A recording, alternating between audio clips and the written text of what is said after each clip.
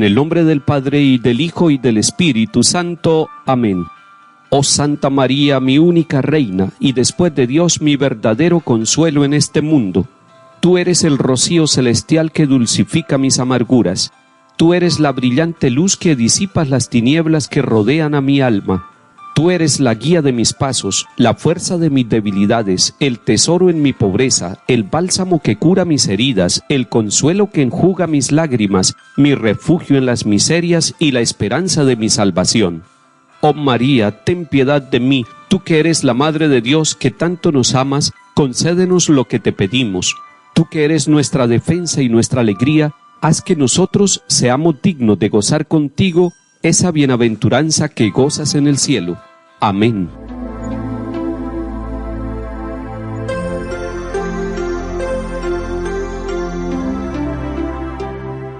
Lectura del libro del Génesis, capítulos 41 y 42.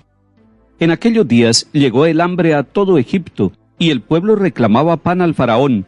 El faraón decía a los egipcios: diríjanse a José y hagan lo que él les diga. Cuando el hambre cubrió toda la tierra, José abrió los graneros y repartió raciones a los egipcios mientras arreciaba el hambre en Egipto. Y todos los países venían a Egipto a comprarle a José, porque el hambre arreciaba en toda la tierra. Los hijos de Jacob fueron entre otros a comprar grano, pues había hambre en Canaán. José mandaba en el país y distribuía las raciones a todo el mundo. Vinieron pues los hermanos de José y se postraron ante él rostro en tierra. Al ver a sus hermanos, José los reconoció, pero él no se dio a conocer, sino que les habló duramente. ¿De dónde vienen?, contestaron. De tierra de Canaán, a comprar provisiones. Y los hizo detener durante 3 días. Al tercer día les dijo: yo temo a Dios, por eso harán lo siguiente y salvarán la vida. Si son gente honrada, uno de ustedes quedará aquí encarcelado, y los demás irán a llevar víveres a sus familias hambrientas. Después me traerán a su hermano menor. Así probarán que han dicho la verdad y no morirán. Ellos aceptaron y se decían: estamos pagando el delito contra nuestro hermano. Cuando le veíamos suplicarnos angustiado y no le hicimos caso. Por eso nos sucede esta desgracia. Intervino Rubén: ¿no les decía yo, no pequen contra el muchacho? Y no me hicieron caso. Ahora nos piden cuentas de su sangre. Ellos no sabían que José les entendía, pues había usado intérprete. Él se retiró y lloró, después volvió a ellos. Palabra de Dios. Te alabamos, Señor. En el capítulo 37 del libro del Génesis empieza lo que se llama el ciclo de José. Recordemos que los hermanos de José lo venden a él, a unos mercaderes que lo llevan a Egipto, y lo venden por envidia. José, en Egipto, fue escalando posiciones de responsabilidad y de gobierno, por todas las capacidades que tenía para discernir, para ver la realidad, para conocer e interpretar los acontecimientos de la historia. Ahora nos encontramos con una situación social dolorosa tanto para Egipto como para los países vecinos. Se trata de una etapa donde hay mucha escasez de alimentos, donde hay hambre, donde hay sequía. Egipto, que es un país regado por el río Nilo, tiene etapas de abundancia donde se puede conservar y guardar para las etapas de escasez. Por eso los países vecinos van hasta Egipto. Pero el faraón también responde con la confianza a quien ha sido el administrador correcto de los bienes de su país, y le dice a los egipcios: diríjanse a José y hagan lo que él les diga. En últimas, José no es el protagonista, es Dios mismo a través de la persona de José, elegido para responder a esta situación dolorosa del pueblo de Egipto y también de su pueblo Israel. Porque los israelitas también tienen que ir allí, hasta Egipto, a buscar el alimento. Van a donde su propio hermano, sin saber que era él el que los iba a atender. Y era que el hambre arreciaba en toda la tierra. Son situaciones que viven muchos pueblos, muchas naciones, situaciones de hambre, donde tienen que emigrar para buscar el alimento en otras naciones. Y allí, en medio de esa situación económica y social que se vivió en el tiempo de José y que se vive también en nuestro tiempo, Dios va llevando el hilo conductor de la historia. Miremos este detalle. José reconoció a sus hermanos, pero ellos no lo reconocen. Él les habla con dureza, los trata como a espías y los detiene durante 3 días. Y ese tercer día es el día de la vida, de la resurrección. Hay un cambio. Lo que sucede es que José llama a sus hermanos y les dice: yo temo a Dios. Es muy interesante ese detalle. Él está dando la clave de lo que va a suceder. Yo temo a Dios. Lo hace no por él, sino por Dios. Y les da una solución. Quédese uno de los tres aquí y vayan a traer a su hermano menor. Y cuando les está diciendo vayan a buscar a su hermano menor, les está poniendo a pensar en la historia que ellos han vivido, en la manera como ellos se han tratado como hermanos. Y es entonces cuando recapacitan y dicen: cuando le veíamos suplicantes, angustiado, y no le hicimos caso. Es decir, no tuvimos ojos para reconocer a nuestro hermano, para reconocer su dolor y para no dejarnos llevar por el sentimiento y la pasión de la envidia. El mismo Rubén les recuerda: ¿no les decía yo, no pequen contra el muchacho?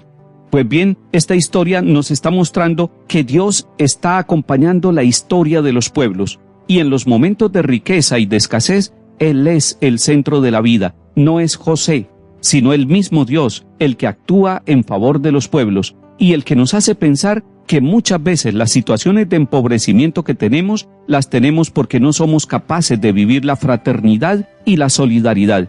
Hoy que sea un día para la fraternidad, hoy que sea un día para reconocer a nuestros hermanos en la abundancia y en la escasez, hoy que sea un día para reconocer que podemos compartir con los demás lo que tenemos, porque llegarán días posiblemente en que necesitamos que los otros nos compartan a nosotros sus bienes.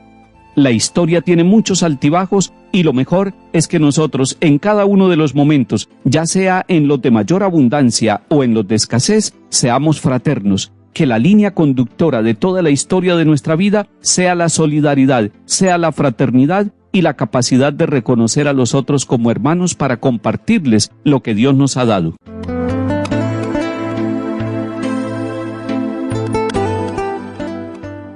Salmo 32. Den gracias al Señor con la cítara, toquen en su honor el arpa de 10 cuerdas, cántenle un cántico nuevo, acompañando los vítores con bordones. El Señor deshace los planes de las naciones, frustra los proyectos de los pueblos, pero el plan del Señor subsiste por siempre, los proyectos de su corazón de edad en edad. Los ojos del Señor están puestos en sus fieles, en los que esperan en su misericordia, para librar su vida de la muerte y reanimarlos en tiempo de hambre. Lectura del Santo Evangelio según San Mateo, capítulo 10. En aquel tiempo Jesús, llamando a sus 12 discípulos, les dio autoridad para expulsar espíritus inmundos y curar toda enfermedad y toda dolencia. Estos son los nombres de los 12 apóstoles: el primero Simón, llamado Pedro, y su hermano Andrés; Santiago el Zebedeo y su hermano Juan; Felipe y Bartolomé; Tomás y Mateo el publicano; Santiago el Alfeo y Tadeo; Simón el celote, y Judas Iscariote, el que lo entregó. A estos 12 los envió Jesús con estas instrucciones: no vayan a tierra de gentiles, ni entren en las ciudades de Samaria, sino que vayan a las ovejas descarriadas de Israel. Vayan y proclamen que el reino de los cielos está cerca.